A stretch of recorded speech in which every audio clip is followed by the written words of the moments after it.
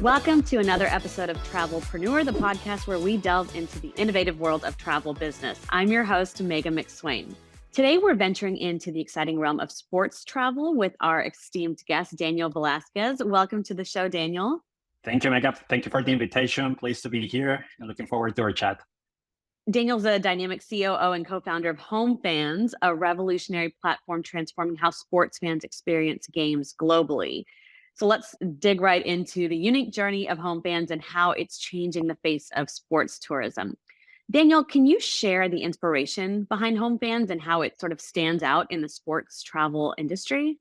So I'll start with the concept of what we are, Homefans. Sure. We're a marketplace for what we call authentic sports experiences.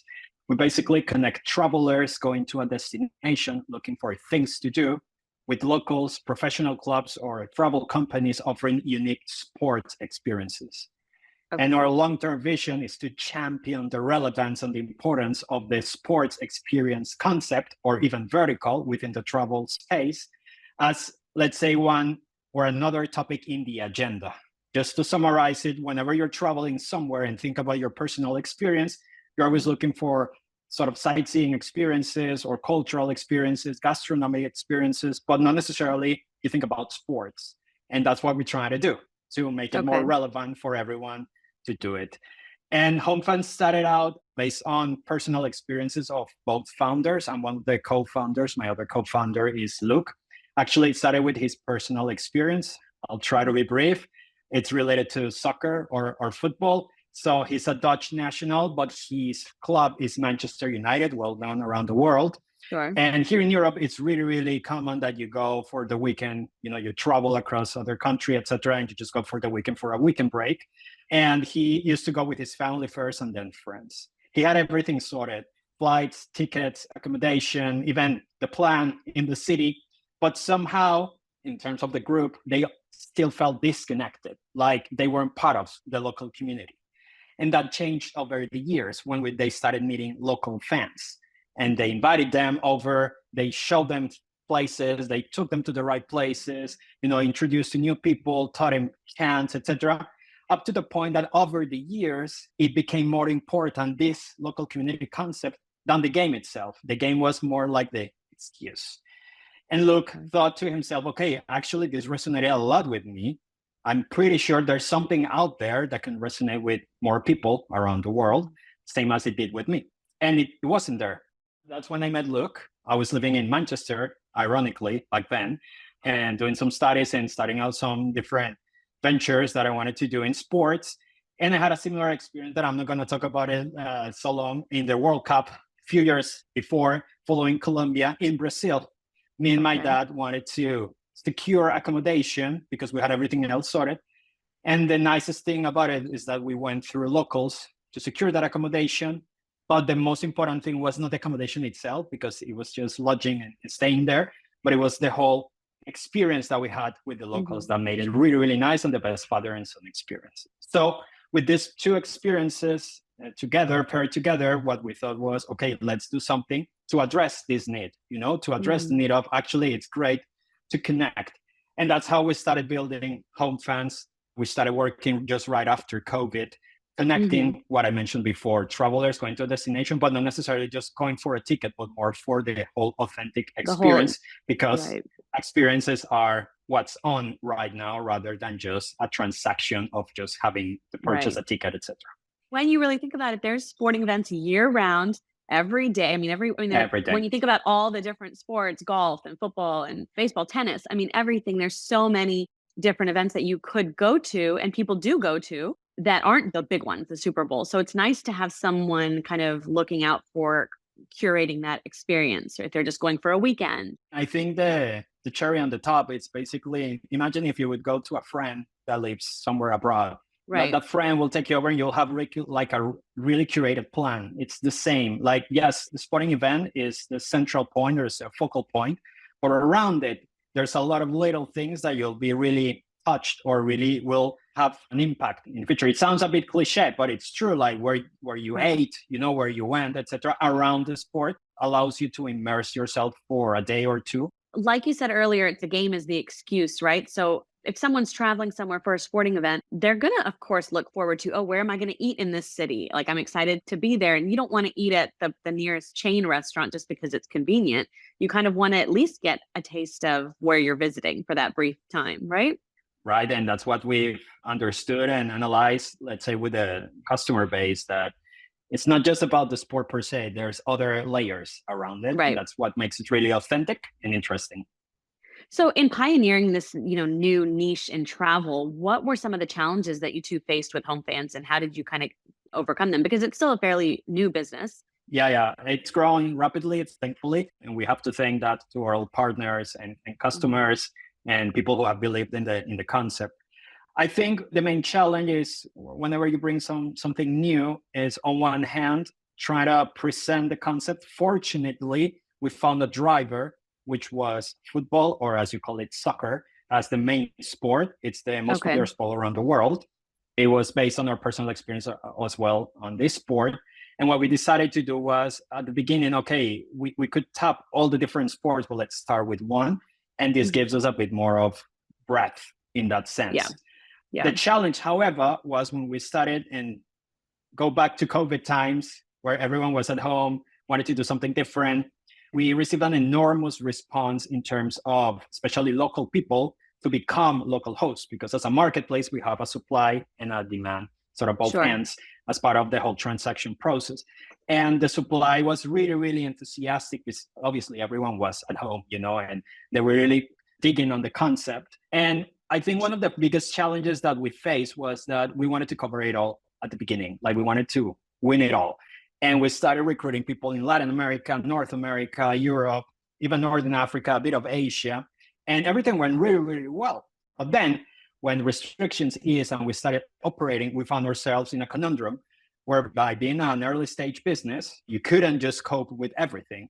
So we had to sort of focus on specific areas or destinations where we thought, okay, this is where it's going to work, and kickstart with the business and leave the others one behind. And that, for me, I wouldn't do it again. I would have learned about it, and I would have just focused first and then replicate and jump from city to city or country by country, as we're doing right now. So that's the first challenge. The second, of course, it's how to champion this concept of sports experiences that is quite new. People sort of encompass everything around experiences, but you will see and think about it as you're an expert in travel. Sports tourism is a thing, but sports experiences is a bit underrepresented. So we're constantly, with investors, with customers, etc., trying to sort of elevate the profile of the sports experiences. And so far, so good, fortunately. That's good. And how does Homefans leverage technology and the local insights of a place that you're working with to create these one-of-a-kind experiences? Well, on one hand, technology helps us on both ends of the chain, let's say, for supply and for demand. A typical Homefans experience, if we think about, let's say, a sport like football, let's say you're going tomorrow to Madrid in Spain, and you're going to watch a Real Madrid game. It always involves, obviously, the local, the itinerary, and also the ticket per se. In some cases, tech enables that, because not necessarily all the hosts have the access. And what we've done through tech, basically behind the scenes, to fetch and grab all the different plugins, or we plug to the different sources to funnel in the best sort of ticket opportunities, etc., so that we can have any ticket anytime, let's say, in that case. That helps a lot with the supply. On the demand end, technology has helped us a lot in terms of actually building a product that suits the type of customer and the type of product. If you look at the major travel platforms around the world, and I'm not going to name any, they're mostly focused on the experience based on a destination and a starting time, or between this and that time, or 1 or 2 days, etc.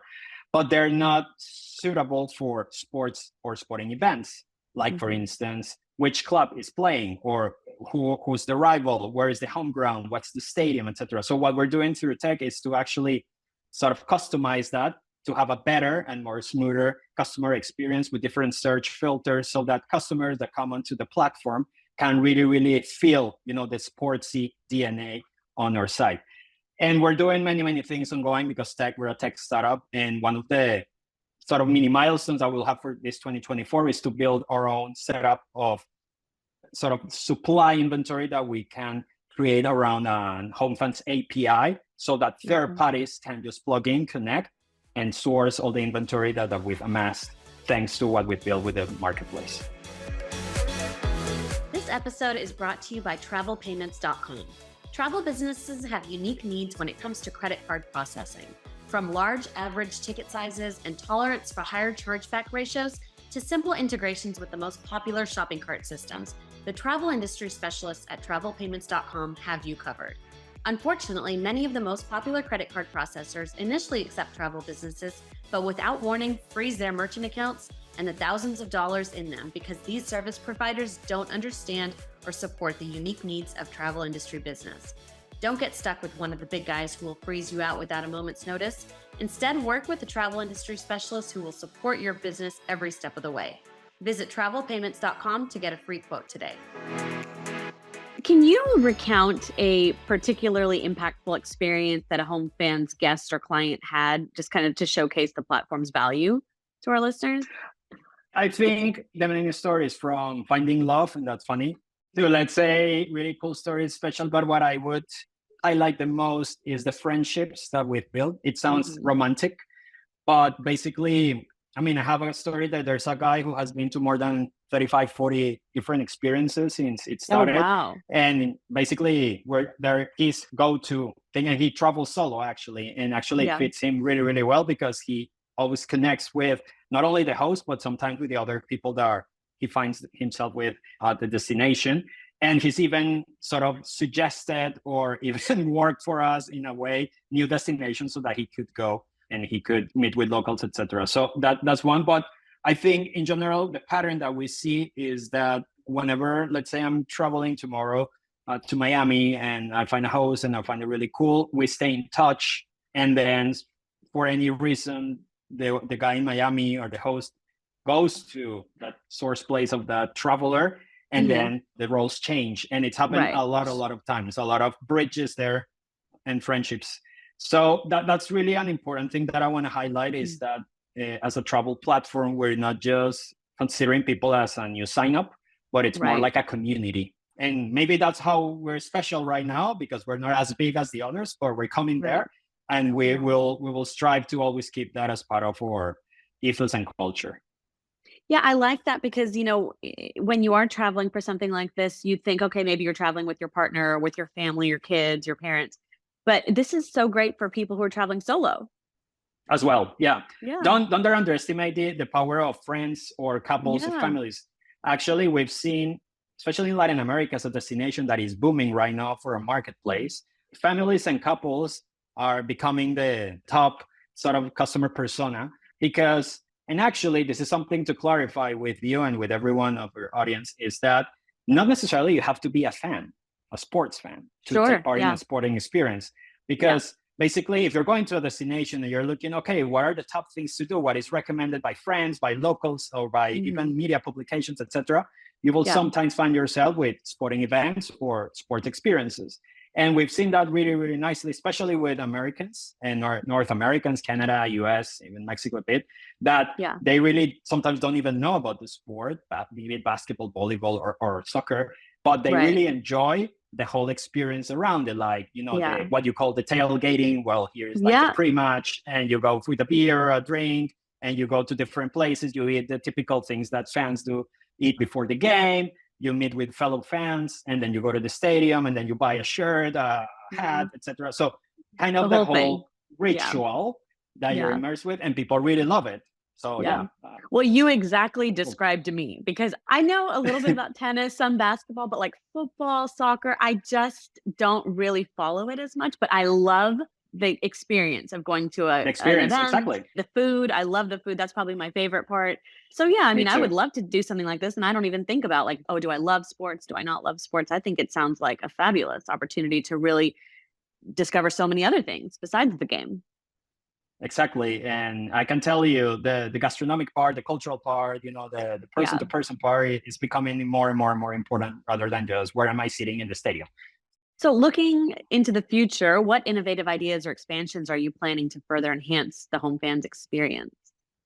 Is there anything you can share? Yes. So we've just wrapped up the best year of our history. Obviously, we're early stage, but it's grown really, really well. That's We great. grew 115% year on year. Consider that COVID ended like start of 2022, sort of. So that's really, really great. And right now, with the support of third parties, investors, existing and future or potential, what we're intending to do is three things. One, to expand the presence of the marketplace in different geographies. Right now, we're present in more than 95 destinations around the world, primarily Latin America, Europe, and Northern Africa, and a bit of Asia.